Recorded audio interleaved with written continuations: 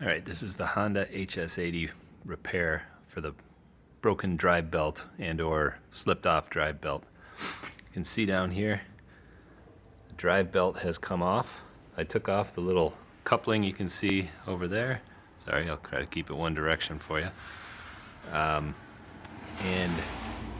it exposed kind of all the belts and such. What you need to do in order to fix this is you need to take off this side of the snowblower, the entire kind of part where the snow goes in and shoots out, and separate it from the engine side. And you do that by pulling off these bolts on the side, and then there's two on the bottom, and same deal, there's some up on the other side. So I'm going to pull those off. All right, so I got like half the bolts off, and just wanted to point out these great big bolts. These are the ones that come out of the bottom.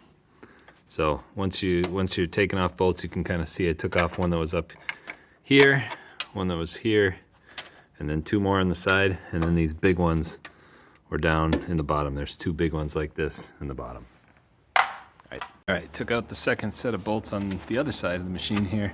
Same deal, one on the top, three on the sides, one big one on the bottom coming up. Now it should be able to separate the blower side from the motor side. We'll see. All right, basically I just kind of wiggled it apart. The auger crank arm is still attached, so you kind of just have to pull it and just kind of angle it a little bit to the side in order to keep this thing attached. Unless you want to take that off, I don't really know how to do that. It looks kind of hard, so I just decided not to.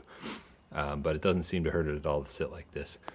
One thing you notice now with everything off, you can see why it was so hard to try to get the belt back on here, because there's a guard right here underneath the pulley.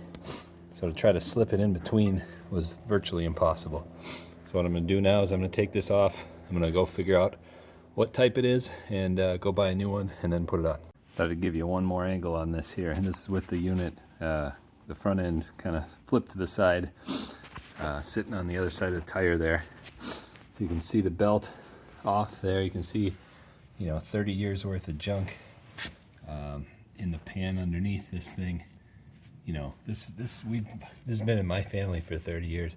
It's amazing. This is the first time I've ever had a problem with it. It's a pretty amazing unit. But now you can see the belt off.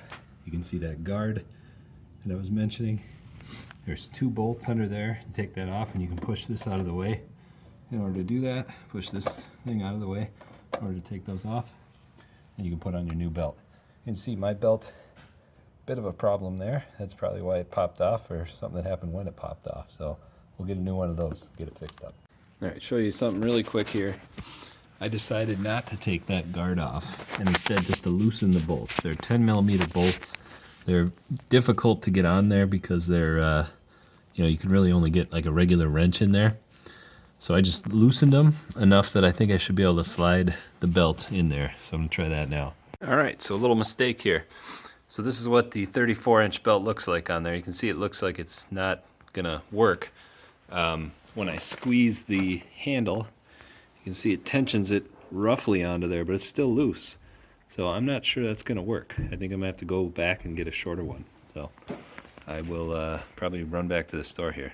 All right, putting it back together, I tighten the bolts on the bottom there, so holding on the little guard. And now I'm gonna swing the front end of the unit around and hook it back in so I can put the rest of the bolts on. All right, quick tip. What I've learned is it's really, really hard to get the red part back onto the engine part. And what the cause of that is this auger clutch gets in the way. So what you got to do is squeeze the auger clutch closed, then you can kind of maneuver the unit on there, and then you can let it go. And once you let it go, you got to make sure you get your belts aligned so they go inside of the auger clutch belt, and that goes for both of them. All right, little update. I went back to the store. I bought a 32-inch band, and the 34, as I showed you before, seemed like it was loose. That turned out to be the case. I tested out the snowblower for like a minute, and it popped off. So the 32 is definitely much more tight. Should hopefully work well. I did another little test, and it held up to it. So the next drill test will be in a few weeks when it snows. So I will keep you posted. Thanks.